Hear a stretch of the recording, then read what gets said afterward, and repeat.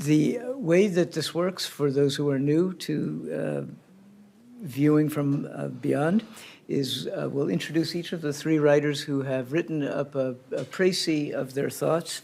Those are available for the people in the audience here, and for those at home, if you go to iwp.uiowa.edu, they will be posted there next week. It's at that website that you can also find biographies of all the writers, samples of their writing, and a full schedule of events from here till the end of their stay in Iowa City. The Specter of Professionalization is the title of our panel today. In contrast to traditionally self-directed pathways into literary creativity, the call of the Muse, today's literary producers are ever more like athletes, trained, practicing, coached, competing, hoping to win. How have you approached the specter of professionalization in your own writing? And I suspect that in certain ways our UNESCO City of Literature has played a pretty big role, at least in the professionalization of writers around this country and increasingly from abroad. I'm seeing here that we have a different lineup. Do we have Yasser going first in the? Yes. Yeah. Okay. So, just in order of appearance, our first writer, Yasser ABDELHAFEZ, is an award-winning Egyptian novelist and literary editor. His first novel, On the Occasion of Life, was longlisted for the Arabic Booker Prize in 2008. His second, The Book of Safety, won the Saurius Award for the best novel of an established writer. And the English translation won the Saif Gobash Banipal Translation Prize in 2017. A third novel, Platitude, is forthcoming. He resides in Cairo, and his participation in the IWP was made possible by the Bureau of Educational and Cultural Affairs at the U.S. Department of State. After him, we will have the Jidanun. Let me just check to make sure we have it that way. Nope. What I have is, yeah, it is right, okay. Jidanun LEE from Thailand.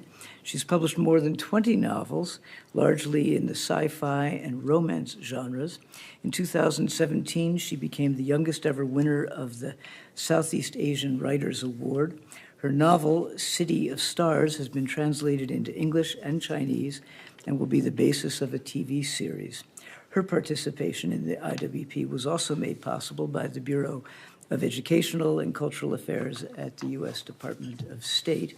And our final panelist comes to us from Brazil. Luíza FAZIO has written the Netflix series Sintonia, the most watched Brazilian TV series of 2019, which portrays the bittersweet lives of teenagers in the favelas.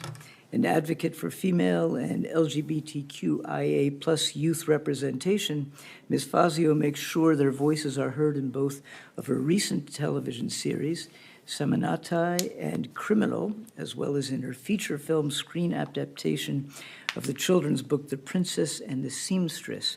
She too participates in the IWP courtesy of the Bureau of Educational and Cultural Affairs at the U.S. Department of State.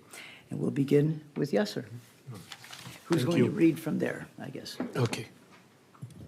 Thank you, Chris. Thank you, everyone. I'm glad to be here in Iowa City. Thank you to IWP. And I just want to thank Jane for her clever editing for my paper. And I want to start by saying that my English language is not that good, but even with that, I invent a new word called the read writer. And the title for my paper is The Call of the Read Writer. Once upon a time in the Arab land, there was a young man who desperately wanted to write a poem to win his lover's heart. So he went to a famous poet who sympathized with him and showed him the way. Go and don't return until you memorize 1,000 lines of poems. The young lover isolated himself until he accomplished the target, then arrogantly turned back to him without expecting the following: go back and don't return until you forget what you have memorized. There is no way to answer the question about professionalization in writing without rethinking our vision of writing. And this, therefore, requires us to seek an answer to the eternal question: why do we write? To win hearts? Then the question that follows this, like an infant clinging to his mother: to whom is our writing directed? From the first moment, things were clear to me. Reading was not for pleasure or amusement, but literature and the arts in general had the potential to play an alternative role to the bleak reality. Literature is not a compensation for the life we did not live, but has the ambition to rebuild it as it is supposed to be in the first place. I have never read or seen a good piece of art without feeling this ambition behind it. I became a writer when what I read was no longer enough to make the equation I was looking for. All that I had read was incomplete from the angle I sought: rebuilding the world. This vanity drives me to write. The belief that my production is the missing part, the answer to the existential crisis. The relationship between art on the one hand and society and power on the other hand has changed rapidly. We have no choice but to admit that writing has become like any other field, framed by rules of competition, gain, and loss. These changes, were imposed by the entry of several parties into the writing process alongside the writer. But what particularly catches my attention is the emergence of new powerful and influential factor produced by social media technology. I call him the read writer. A reader who is rebellious to his job. Reading is no longer enough for him, so he confuses it with other jobs that require higher skills, such as creative writing and criticism. The read writer is a mixture of a reader and writer. He moves between the two fields, breaking the rules, with much confidence in the power of his technological tools that give him the ability to reach and influence the audience more deeply than a professional writer does, who might spend a great deal of time pondering question of quality. What is fiction? And what's art?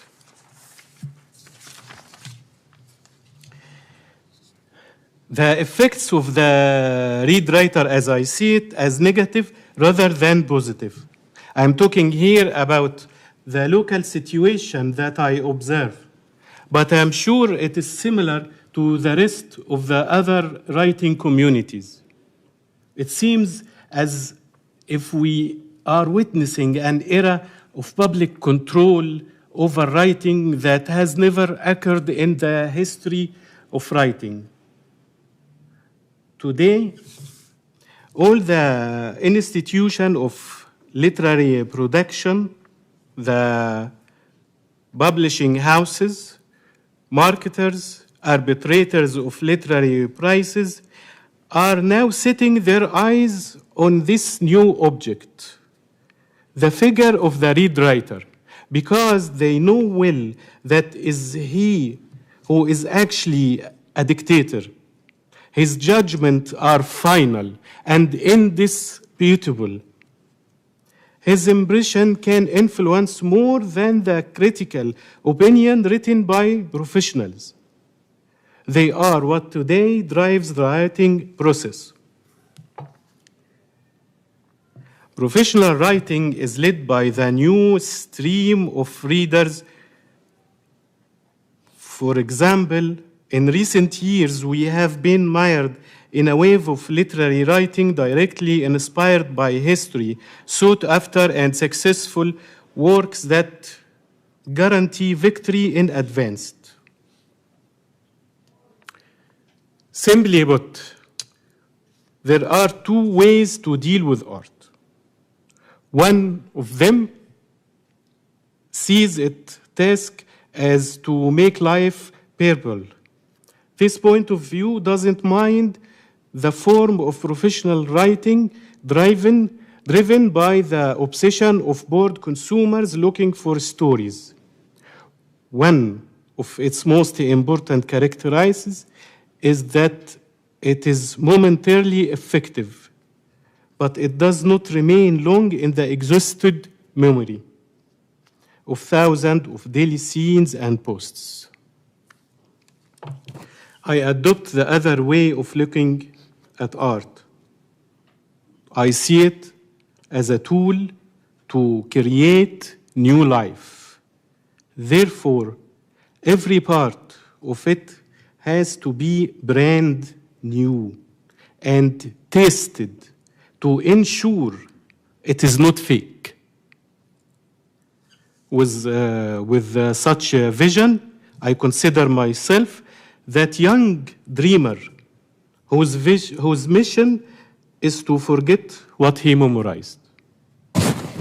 I believe that is the only way to produce a unique piece of art is by disconnecting oneself from the external stimuli, competition, fame, victory.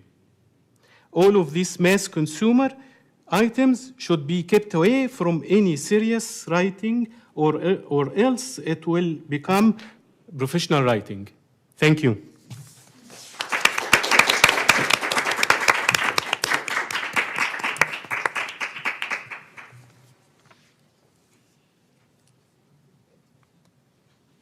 So,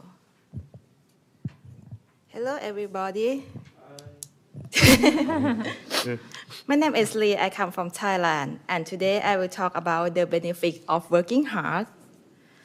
When I was 16, I have learned from some books on financial that you can have passive income being a writer.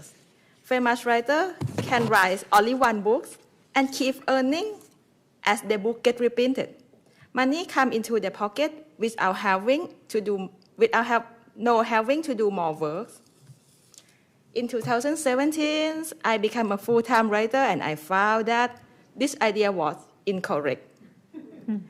If you are not very famous writer, your work cannot give you a passive income. You have to work very hard every month to earn enough to pay bills. You have to work actively to get an active income. Once you stop working, the money stops coming to you. Many of my friends who write romantic novels say that they must publish 3 books a year in order to bear their expense. Some even write new erotic novellas in the 30 or 40 pages every month and publish it on the ebook website in order to make enough for their life. This crazy culture of work so hard is normalized among the mass production writers in Thailand. However, things are different in the hard-to-read genre of literature. In that literary culture, writers tend to write more slowly, and publish new books every 3 years or more. They have to wait for their inspirations, their meals, and so on. I always wonder, how do they earn enough for living? In Thailand, I have observed most of these writers in Thailand is males, and I have observed their life through the Facebook, and I found that most people who work in this way has a hardworking wife to support their financial situation. Now you will see two types of writers here. One who very active on their work, like crazy, and others who are waiting for their inspirations. I consider myself belonging to the first group. I keep writing books every year and have 20 books now. The writer in the first group, in my opinion, they changed the meaning of writing from making art to what look like industrial job. Maybe this is what professionalization means to me in writer fields. What is the reasons that make writer work like workaholic? Because working like this is beneficial for us. I have two reasons. The first benefit is financial. As I mentioned earlier, I always wonder how those writers waiting for their meals, having last book published 5 years ago or more, afford their living. The way I work, having book published every year guarantee that I will have enough money to take care of my family. You cannot wait for your meal if you are not already rich or have support from your wife. The second benefit is popularity. In Thailand, national book exhibitions are held twice a year. Some writers and editors believe that if you don't have new books for these exhibitions, readers start forgetting your name. Writing new books every year or more often ensure that our reader will stay tuned with us and we will not be left behind. Anyway, there is no significant evidence that the reader will immediately forget our name if we only miss 1 or 2 books exhibitions. It could be a rumor that haunts our mind, I guess. But the fear of being forgotten is deep. It resides in every writer who has not published a book in a while. However, I think this fear should not appear until you have not had a book for years. But this day, in 2022, not having books for even 6 months can make you worry that people will forget you. I think this because everything in our society is become so fast nowadays. The result is that writers have to force themselves to find new works every 6 months and publish new books twice a year. That's crazy, I know. However, I cannot get this idea out of my head at all because I observe Thai readers' society through their social media, and I notice how easy and how fast it is for them to forget many writers if writer has no new work. Anyways, writing too much or working too fast also had adverse effects.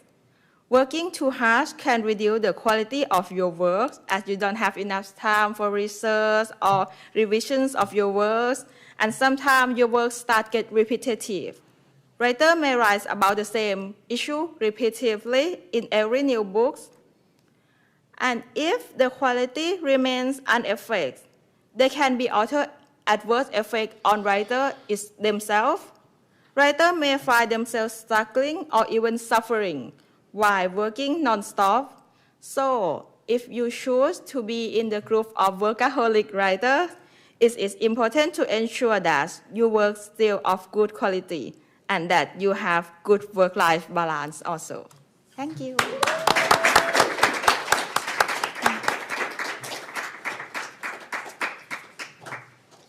Hello, I'm Luíza from Brazil. My piece is called The Muse and the Merchant. I do not trust writers who are whole, writers who accomplish their writing goals from 9 to 5, writers who reply to their emails in a timely fashion, writers who have amazing stories to tell at networking cocktail parties. Aren't we all supposed to be weird as introverts?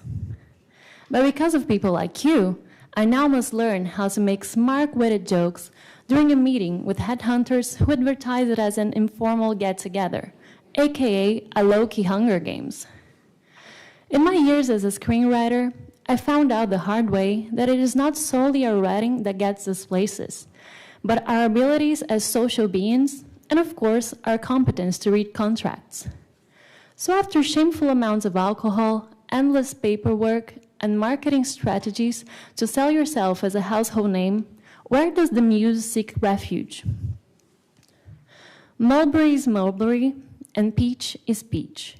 They're not the same at all. Their thoughts, manners, interests, and even the way they look are completely different. In 1981, IWP's patron, Hualing Nie Engel, wrote Mulberry and Peach, Two Women of China, a book in which two distinct women inhabit the same body. Their split personality comes from a place of immigration, exile, and identity.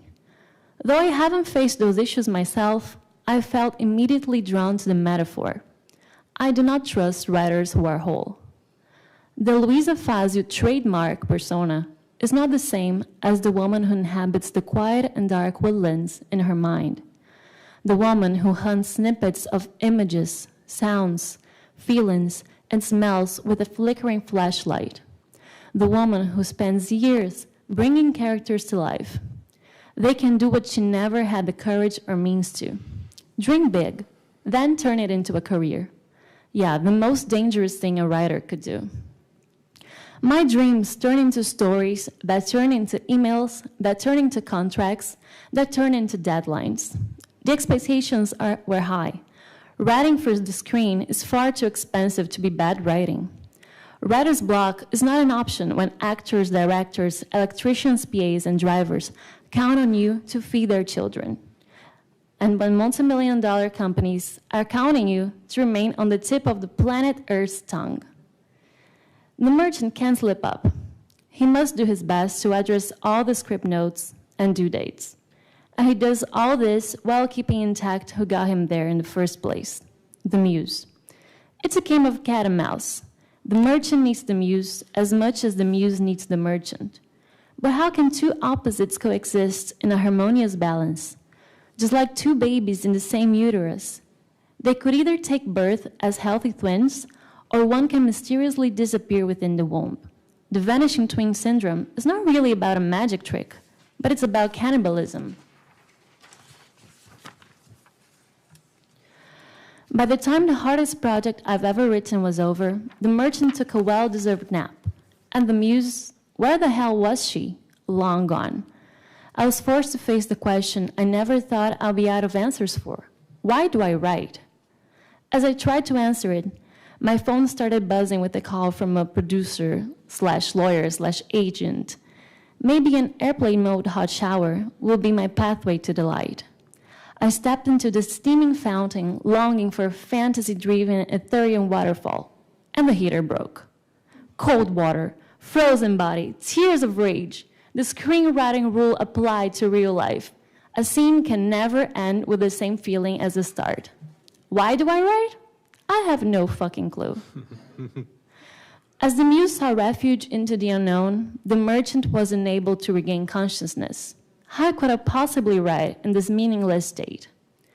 Autopilot months go by without an answer until a beep gets me out of my life crisis thoughts.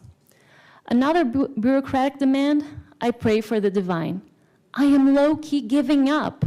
Is this what you want, universe? Is this really what you want? I unlock my phone. It is a message from an unknown number. A beat. Goddess, is that you? The machine asks me if I want to proceed, not knowing my entire life is at risk. Obey fear? I press yes. A teenage girl from middle of nowhere, Brazil. For the first time in her life, she saw herself on screen. She thanks me because my words on paper made her existence real, her dreams real. Without a warning, the muse was sitting in the same chair as I was, facing the same message. Why do I write? I write to dream.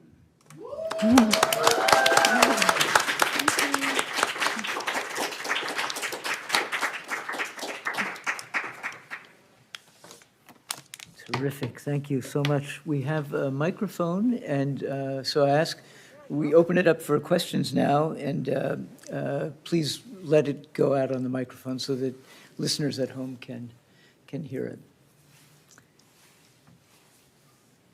Yeah?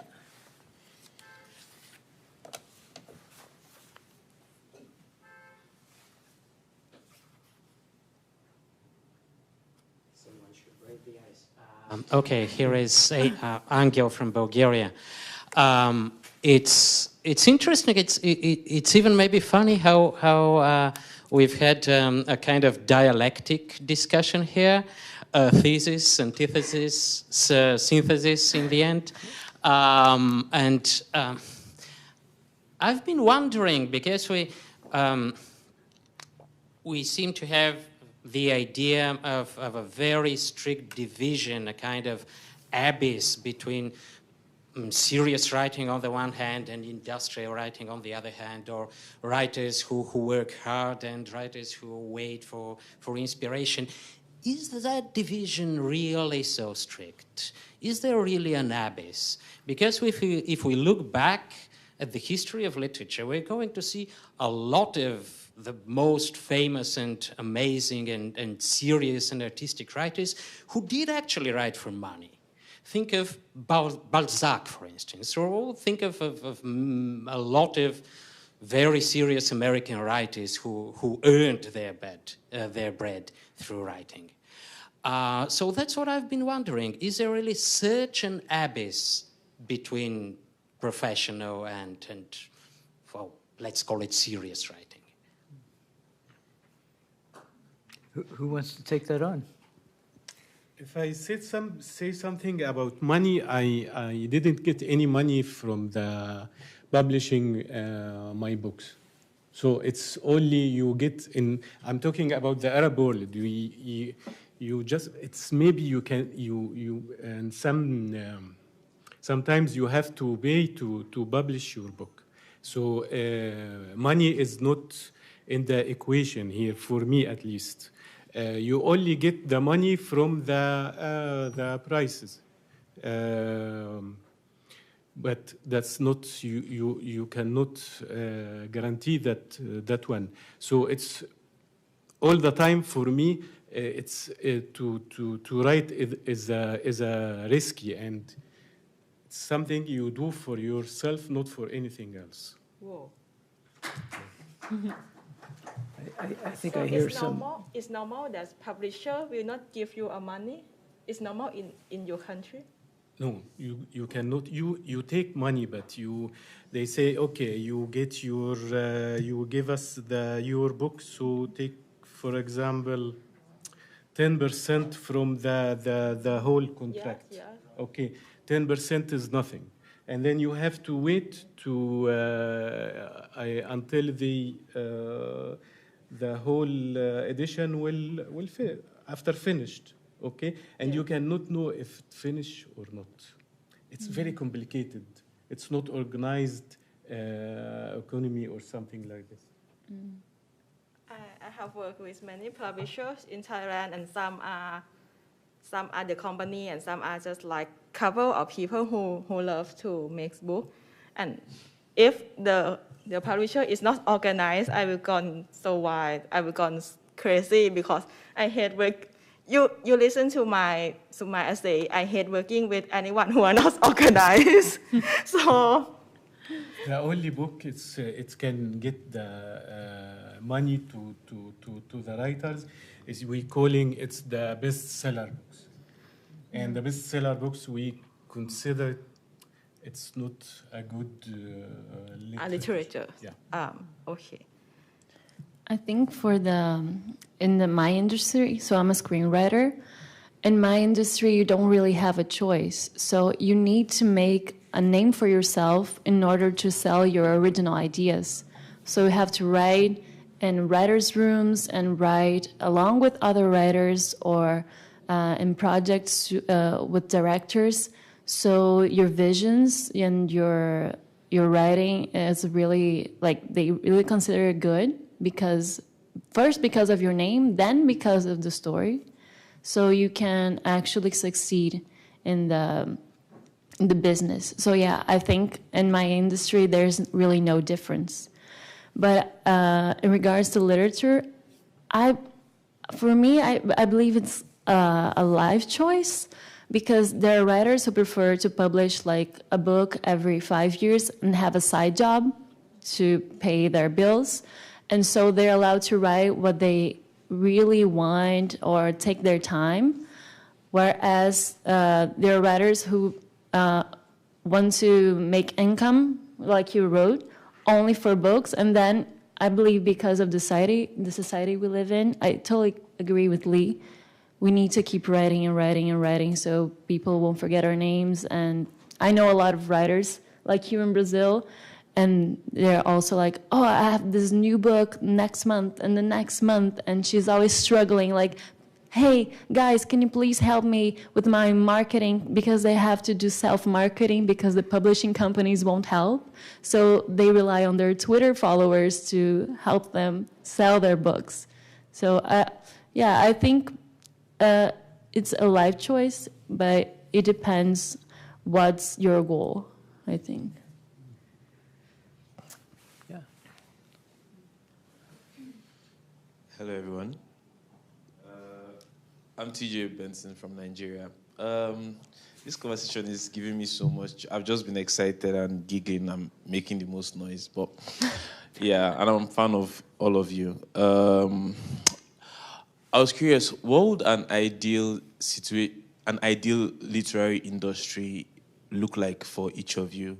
Because I could really relate to what I always call him Professor, what he said with literature in the Arab world.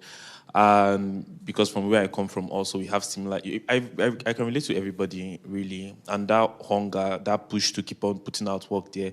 And it doesn't seem sustainable because, as you have all eloquently described in your papers, the Muse struggles, and the 21st century writer has to also be a business person, also be an advertiser. You know, some publishing houses ask you how many followers you have on Twitter and all of that, and you know, you are asked to have scandalous. I have been asked to be a little bit more controversial to sell my, because it really does sell books. So what would an ideal industry be like for each of you? What would the utopia be for each of you?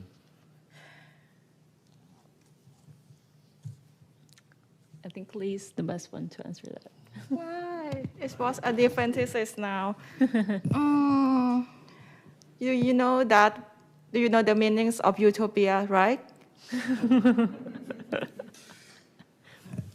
The utopia is, that has two meanings. The first one is the place where everything good happens, and the second one is the place that will never happen.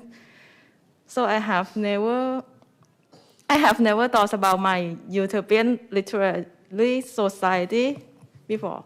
Actually, in Thailand, we get 10% from our books also, but yes, 10% is nothing, but it was kind of something if you need money.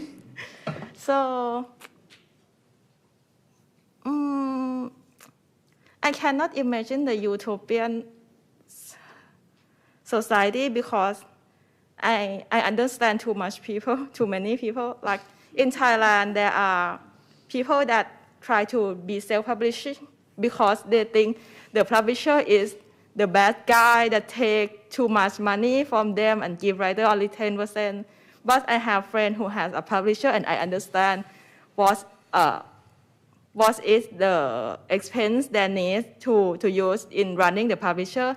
And then the friend in the publisher said that bookstore suck out 40 or 30% from our cost. The bookstore is the bad guy now, and I have a friend who has a bookstore, and she was just like, I have to spend all money for the building, for the staff, and for electric bills and the marketing, and also. So I feel like we cannot blame anyone who is the bad guy and try to fix just only their part to make the utopia in our point of view, because everybody utopia will crash and it will be different, and in the end the utopia cannot happen. Like in Brazil, all artists struggle, but there are some governmental grants. There used to be, right? Some governmental grants for authors, actors, playwrights. So if a person wanted to publish a book, they could try to get a government grant. That's how I published my first book. And that's a way to stimulate writers to keep going, because if they only depend on commercial success, if you're a new writer, if you only publish 1 or 2 books, it's going to be really hard because people don't know your name yet. So I think that's a good way for new talents. And I think a few years back, Brazil did that very well.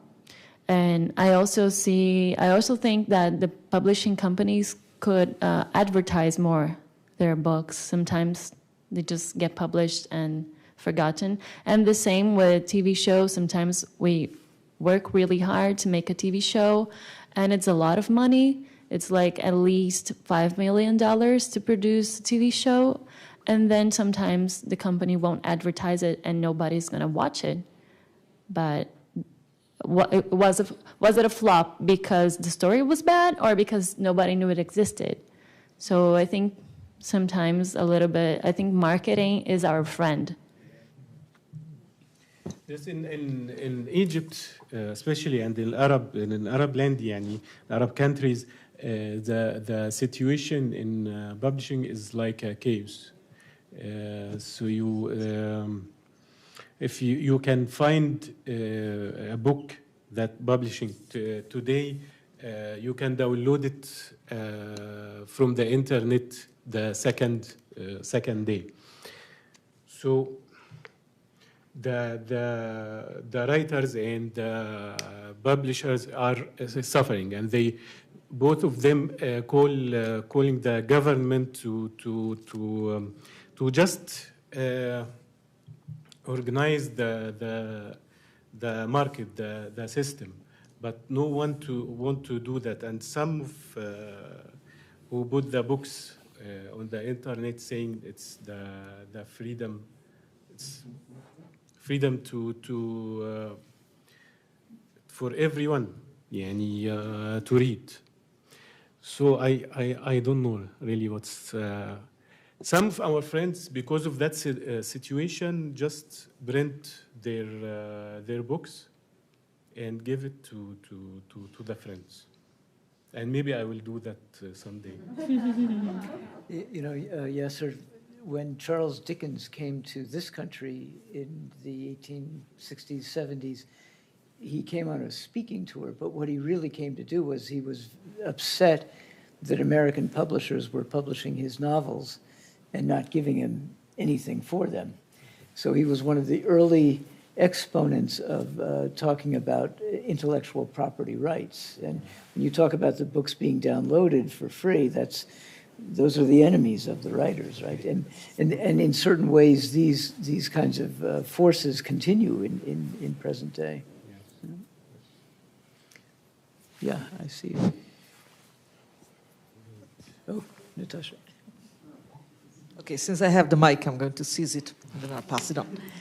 So you all talked about the end part of the. I mean, Yasser outlined the entire.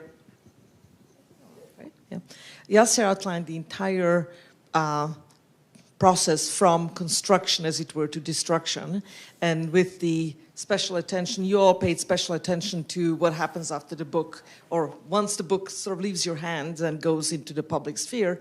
But the question in part intended to also make you think about the possibility of the training that goes into writing, that is the MFA industry. And I know that's very, very different in different places, and it's also very different for the three of you. So I wonder if you'd be willing to talk a little bit about the idea of training for being a writer instead of just waiting for that muse to come along and kiss you. Yeah. So it's just how to be a writer?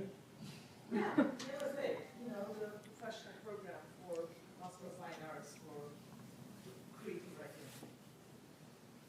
For me, it's just reading all the time, and isolated myself from all the world. I don't know. That's question I ask to myself. I ask to myself every time I sit to write something. How could I write novel?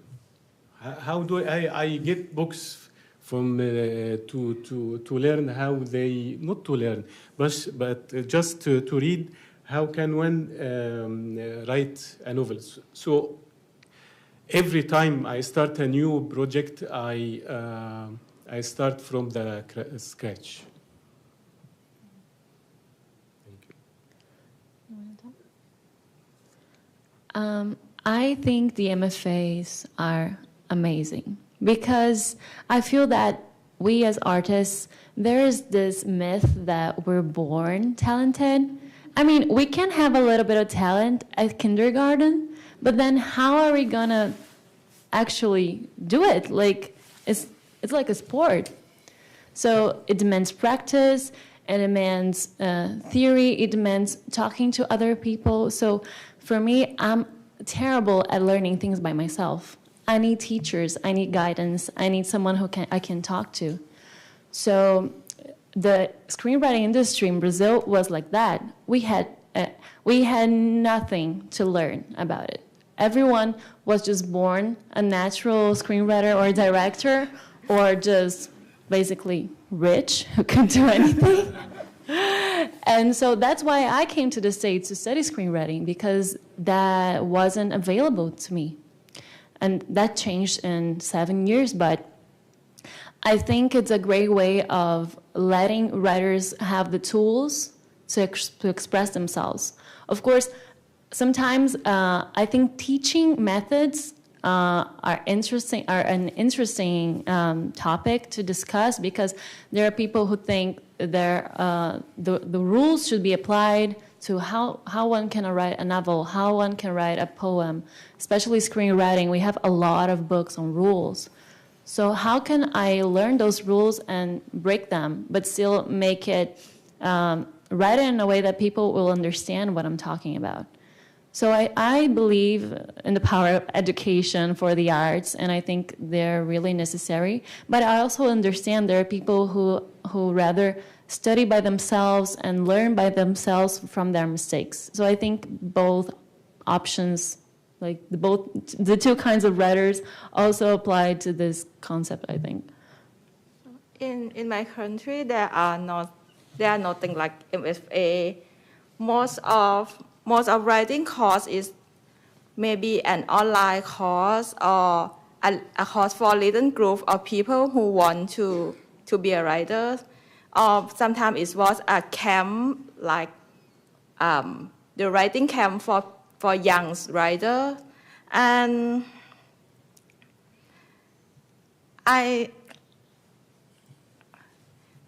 dare say that you can teach writing just to one point. Like when you are very first, like a newbie, the teacher can teach you how to separate the paragraphs, how to break into a plot, how to make a conflict, and they can learn just to this limit.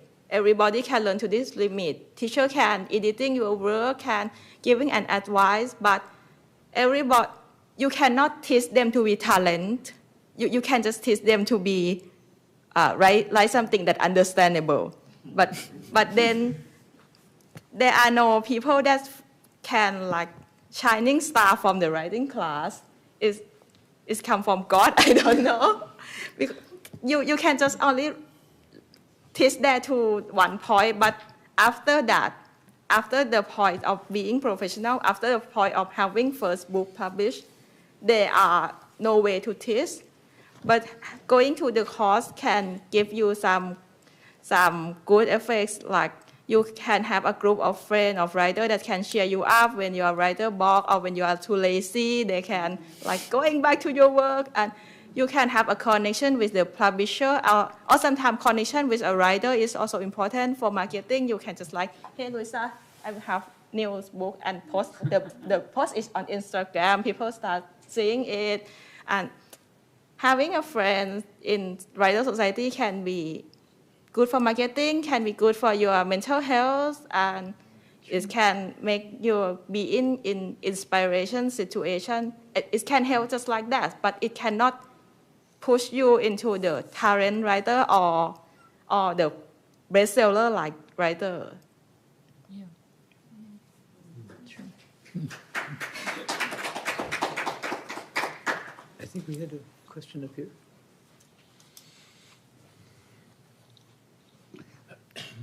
Hi everyone, so Walid from France.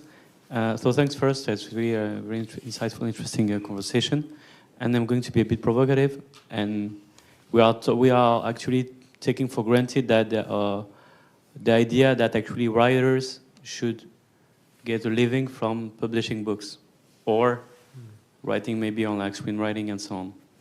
But maybe actually that's the wrong model. I mean, for instance, in France, there is a world debate about the fact that, for instance, when you invite to representations or to talks, whatever, like in France traditionally, you don't like get any kind of fee. You just like grab a bit of like some books and you hope that people will buy them. So sometimes it's frustrating because you just like sitting there waiting and people just asking really random questions about your books that they will not read. Anyway, you know the story.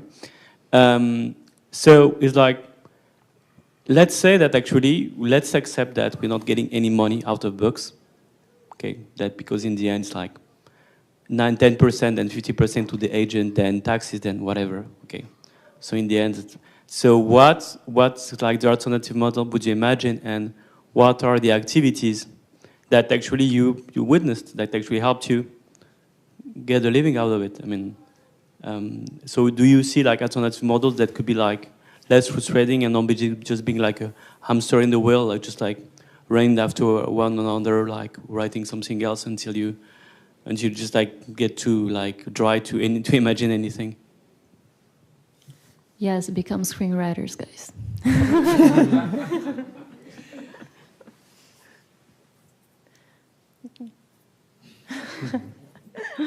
So, do you mean what do you do to get money. Huh? Because we accept the idea that actually you don't make money out of books. So yes. Okay, for me it's maybe I'm work as a journalist, so I have it's not a it's not a profit, but it's enough to for living and keep me to just to make what I want in writing, to make the adventures that I want. So yes, that's. For me, screenwriting was really that answer, because at first, when I was a teenager, I wrote literature, but in Brazil, it's really hard to live from that. And so I went to journalism school, but I don't like writing about real life. So the only way I could write and be creative and also make money out of it was screenwriting, even though it was a small industry. But we have guilds, we have a lot of opportunities now because of the streaming services. So I think that's a good way of maintaining your goal to write fiction, to write fictional characters, and also on the side, writing your literature without having to depend on it being a bestseller. So for me, that's what worked out. And I think now that we are living the golden age of television, so, in a few years, like in a decade, it will probably flop, because that's what happens when something is in here, then in a few years it's going to go down. So I think screenwriting is a great way for writers in all fields to continue writing what they like. That's it. I have no experience in these questions because I always gain money from publishing books, but some of sorry, I'm so sorry. No. I just must tell that some of my friends who are older than me, they can get money from writing the column in magazine, and that will guarantee that they will get a salary every month. But now the situation is all changed because all magazine is die in Thailand. We have no magazine anymore. So it's become more suffering for them, for the writer from the old school type to earn a living. And for people in my age, sometimes they're just getting more money from ebooks and also from the web novel that they can sell in chapter, like $1 per chapter, and in China it's very famous. Sometimes can make a million from like $1 per chapter. But the Chinese novel have like 800 chapter per one novel. Wow. 2 or 3 pages per one chapter. You can just scroll 1, 2, 3, and okay. Wow. That's back gone. You have to buy another one. Some years ago, we considered making a T-shirt for the IWP quoting Dr. Johnson, who said, "Only a blockhead doesn't write for money." And I think Jidanun has given us a good way of thinking about that.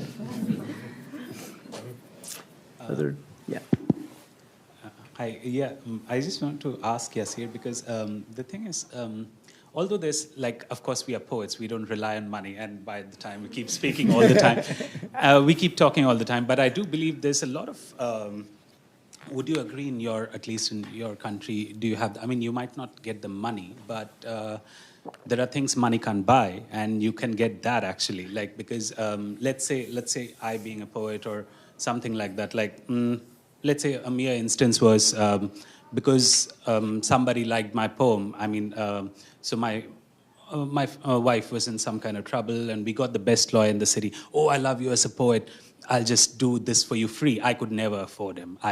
But you know, there's so much of soft power, so much of control in a way. I'm not saying this in the negative sense of the word, but you have so much in a way, at least if you're a decent writer, you have some amount of power.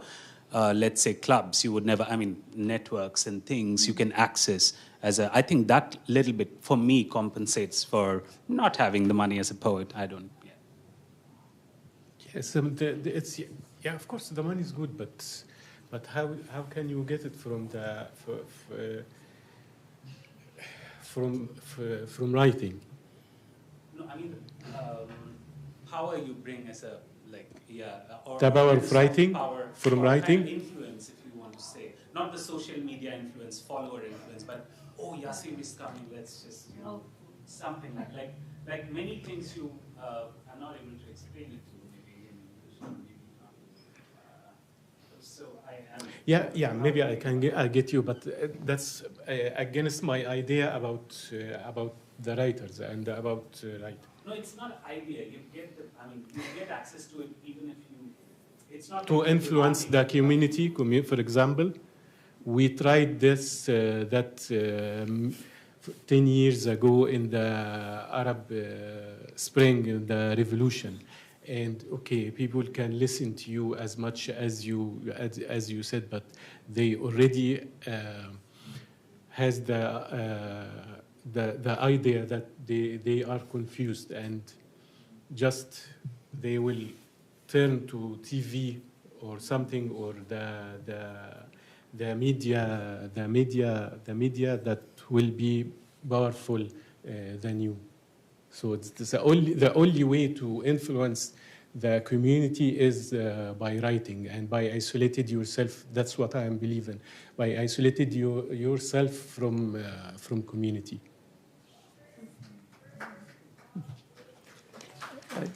Natasha, you'll need the microphone if you were going to chime in. I have a question. Okay, so we'll hold on to that. Yeah. So. My question is for Lee, because Lee, you said you are always worried about the readers forget your name. Oh, and that's why you keep writing 1 book or 2 books every year. But you are not worried about the people get tired of you, because, I mean, there's a lot of books and you have to pay to read them. So what do you think about that? Is not a worry for you? I'm also worried about that. I worry about everything. Worry is my professionalism. But you have to choose. You have to choose like. You have to choose from like. The one side is being forgotten, and the other side is people start boring at your work. And on the being forgotten is also plus being poor. And having people boring for your work is plus like having enough money to pay bills. So the pro and con is just like I have to take this side. And also people did not buy all my book. Just like in this book exhibitions, I have 5 books. The one is an anthology, so it's a ghost story and anthology. So some readers just not buy anthologies because Thai readers don't like to buy books that has many writers. If they follow me, if they like me as a writer, they will buy the book that has just only my words. So cut out. The author is the collection of short stories that I write for many years. Okay, if you write the contemporary short story, you can go to this one. And if you don't like short story, Thai people don't like short story. Because it's short. I don't understand why they like TikTok, they like Twitter because it's short, but they don't like short story because it's short. And if they are in that genre, they can go to buy this. If they're not in that genre, they can skip this one. And I have a romantic novel. If they are into romantic novel, like boys and girls, they can buy this one. If they don't, they can skip. I have another one in yaoi, in boy love genre. If they are into boy love, into two male loving each author, they can buy. If they don't, they can skip. So most of my work is just like, you don't have to buy every of my work. And I have every genre for you to choose. I have everything for you. If people, some people did not buy all of my book, and they just said, when will the new romantic story come from you? So that they have something to waiting. Maybe one year or 2 years. Oh, there are no new short story collection for you, like 3 years. So they cannot be bored because there are something to wait. And when I skip to another genre.